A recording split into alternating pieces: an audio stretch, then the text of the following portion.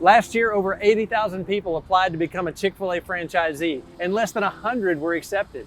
That means statistically, it is harder to get a Chick-fil-A franchise than it is to be accepted into Harvard.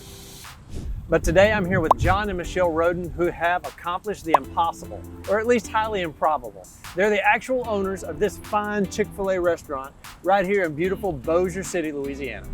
So I see a lot of videos where people talk about Chick-fil-A owners, but this video we actually have Chick-fil-A owners with us. So thank you guys so much for sitting down with me. Are you guys gonna tell me the truth about Chick-fil-A? Yes. Yes. Because there's a lot of questions. People wanna know, how does a person get into Chick-fil-A? How in the world do you hire such fantastic people? And is Chick-fil-A a cult? Chick-fil-A what? A cult. No, it's not a cult. Not at all. Not a cult. People kind of ask what's in the coater, in the season coater. Oh, and the coating, chicken. the chicken coating? Yeah, they think it's like crack or something don't that say people that. come back. Do not put that in there. You know? That's embarrassing. Maybe it's not a cult, but it is very popular. Sure. I mean, people camp out. There were tents out here before y'all Yes. opened. All right, so we'll leave question number one unconfirmed. You know, people look at you guys and they're like, look how successful they are. They've got this great big Chick-fil-A restaurant. They do fantastic. But I know you didn't start here. It was a long journey to get here. So I want to know first, how in the world did you get into Chick-fil-A to get to this place? Graduated in 1983. I began serious with Chick-fil-A in 1988, and then 1991 is when I began on the road with Chick-fil-A corporate. Corporate is in Atlanta. Did you move to Atlanta?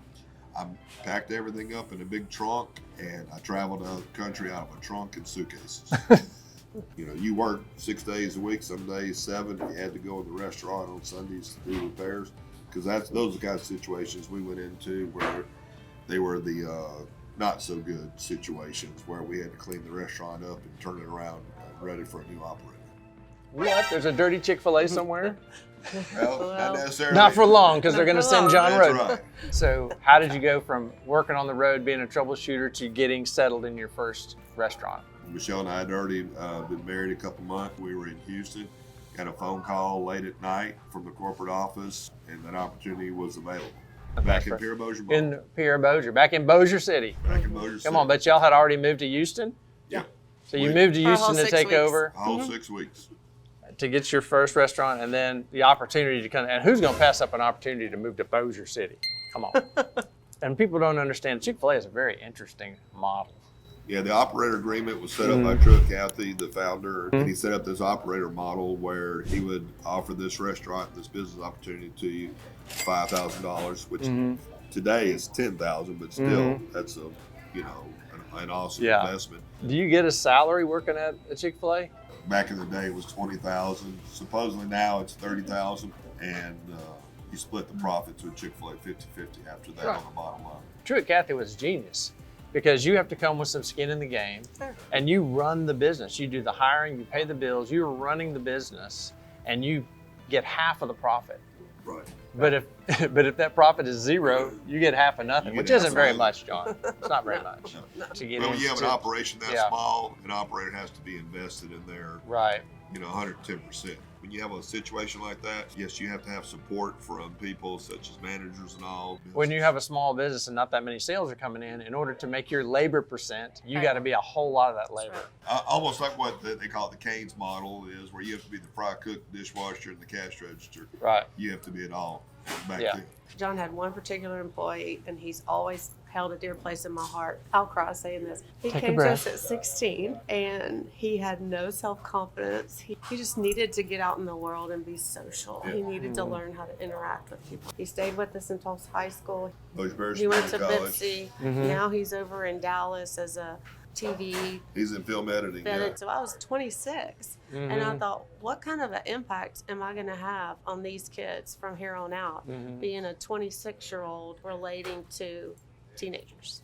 Because you can make a difference. So Michele, you told me when we talked the other day that when you got that Shreveport location, you really felt like you had finally made it. What do you mean by that? What did Like that we had feel like? finally gotten to the place in his career that he wanted to be at. Like that was the goal for him to have a freestanding Chick-fil-A restaurant. To summarize how we got here, where we are now. So we started in 1982, high school student. Right out of high school, they wanted you to get into the management program. 91, you went to corporate, drove all around the world. 1994, you moved to Houston. And then within a few months, you moved back to Bossier, the Bossier Mall. Then a few years later, we go to Shreveport.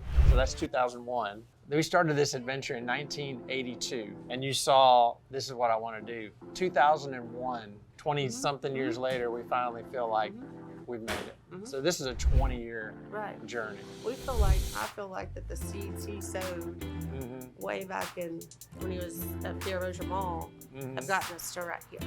All that up until Shreveport, you moved here, and it's been 15 years you've been in this location. That is hard to believe. Hard to believe. Yep. So it has been a lot of chicken, a lot of lemons, a lot of cars. Our son was in kindergarten. But lemons is a good thing in Chick-fil-A because you're the #1 seller of lemonade probably in we're the 7 #1 continents. consumer in the country for lemons. Question number 2. This is what really is near and dear to my heart, and everyone I know that's ever operated a business, they want to know, so how do you find such amazing crew members, and how do you hire and retain this awesome employee base you have? We receive a lot of applications, and you have to be selective on those, and just what is the customer's expectation? What do they expect? People just expect good service, hot food, and a clean restaurant. And those people that exemplify traits and personalities that can help us do that, those are the ones we look for. People that have goals. A lot of people want a place where they can make a meaningful impact. We're able to go through that and select those people. That's the secret, is you have to be a place where folks want to work. How do you create that culture that people want to come and work and stay here? Well, me being from the ground up, working in the restaurant, I remember how it was back then. I mean, I always wanted to make it fun and exciting. And when you were 25 people, it's a lot easier. And now when we're knocking the door of 100+ employees, it's challenging doing that. But you can still do that per shift. Today, with a lot of people having Chick-fil-A as a career, we're able to offer benefits and career opportunities for that. So you do a lot of stuff for your employees. And one thing, don't you have a scholarship program, or how does that work? Chick-fil-A, they call it the Leadership Scholarship Program for team members across the country. This past year, we had 5 recipients, 2 of them which received $2,500 each, and the other 3 received $1,000, and they can apply for that as long as they're in college. And then we also offer tuition reimbursement, which is $2,000 a year for team members that achieve a 2.0 and remain working with us here. Now, do you think being closed on Sunday has something to do with that? Oh, sure. I certainly think so. Sure. So I see where analysts say that by being closed on Sunday, Chick-fil-A gives up, I don't know how many $1 billion a year in sales, they think. What is your response to that? No, I mean, a lot of us joke about it and say, well, we give the competitors a day to catch up, on Sunday. That's right. We used to beat you guys on Sunday. Yeah, you can beat us all you want on Sunday, but we'll catch you back up on Monday. That's right. But it's Monday through Saturday. Me personally, I don't work my team members 6 days a week. A lot of restaurants do. That's just the nature of the business. I try not to have them work more than 40 or 45 hours a week. They have families, and I remember all the struggles I went through in doing that, and that's just what I want my folks to deal with. Right. The reality is you do catch up on Monday. People say, oh, we better go to Chick-fil-A. It's Saturday. They're not going to be open. But their stores are closed, oh I know, 'cause it's Sunday. You get extra business around those days. You're able to retain and attract the kind of employee that in most restaurants, my managers, there's a lot of times they didn't get any days off. So you know you're going to get off Sunday pretty much most of the time. So that's just a great perk that helps, I think, go toward the service that you provide that makes your business so successful. So you're not losing by being closed on that Sunday. You're following the principle of taking a day of rest so that you can just do so much better on those other 6 days. Right. I'm sorry to answer that question for you, but I thought about that a lot. Yes, that's correct. I want to work at Chick-fil-A. So another thing about Chick-fil-A is I know one thing that's super exciting is your drive-through system. I mean, people come from other restaurants with like notepads and cameras and just try to figure out this drive-through. I would love to work your drive-through. Okay. Learn about it. We can make that happen. If you would like to see me try to learn the drive-through and stand out there, hit that thumbs up button for me right now. I'll count those. But really, I would like that. But we don't have time in this video, but in the next video or future video, I'm going to work that drive-through. drive-through if you guys would really let me. Yeah, we'll suit you up. That's awesome. So the third one, and this is the reason people clicked on this to watch this video. How does a person get into the Chick-fil-A business now?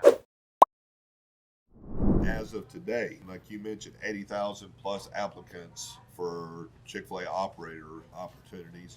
Probably only about 35% of those are from the outside, meaning an outside candidate with no Chick-fil-A experience whatsoever. And then they have a program, which I was in, called the Business Intern Program. It's now called Leadership Development, LDP. They love acronyms. And that LDP program, people would work in there 2 years and develop their skills and operate restaurants for Chick-fil-A and then apply for these opportunities. Our friend over in Shreveport, who's a new operator, began January 1 of this year of 22, he did that. Exactly what he did. He followed like in my footsteps of doing that program, then he applied. So, but what people do, they can contact Chick-fil-A. Everything is through email or expression of interest that way. And sometimes it'll take 18 months, may take 24 months. It's a long time because Chick-fil-A wants to make sure they have the right person for the right opportunity in the right location. Another thing, I know you guys are really active in the communities and you give back. We used to see each other a lot at different events where we were bringing You were a competitor, prizes. Paul. You were a competitor. We were competing to see who could do the most good, and everybody won, didn't they? Everybody won. Wins. Yeah. Yep. But what are some things you all do? What are some things you do in the communities that you enjoy so much? I know that's a big part of what you like to do. We do a lot of support with the Tim Tebow Foundation, Night to Shine, Teacher Appreciation Week every year. Oh yeah, big with That's the teachers. a big one where we also do, just like yesterday, we were able to offer our facilities that we were closed, offered to Simple Church, and they had a great success with a collection of shoes for missions. That's my church. We were up here. We collected like 2,000 pair of shoes yesterday. Yep. At two Chick-fil-A's. Yep. High school graduations, we offer nugget trays to every high school project graduation for all the Moja Parish. I know you guys get a lot of calls like every day probably for a lot of great causes, and we just can't contribute to everything. But I know that you guys are very involved in a lot of really, really important There's causes. a lot of causes. And when that one person gets a no, they don't realize that you've already given away $15,000 this month. Exactly. So, but anyway, I appreciate all you guys do for the community. Happy to do it, yep. So, John and Michele Roden, local operators here in Bossier City, Louisiana, you're so gracious with your time. I really believe you were honest with the questions, and I appreciate all the time you spent with me. Thank you very much. It's our pleasure. Of course it is. Maybe this video has got you excited about opening your own Chick-fil-A restaurant. So I've put a link to their franchise page in the description below. But hey, before you do that, you might want to go check out this video where I give you the 5 reasons I would never buy a Chick-fil-A. Hey, I'll see you in the next video.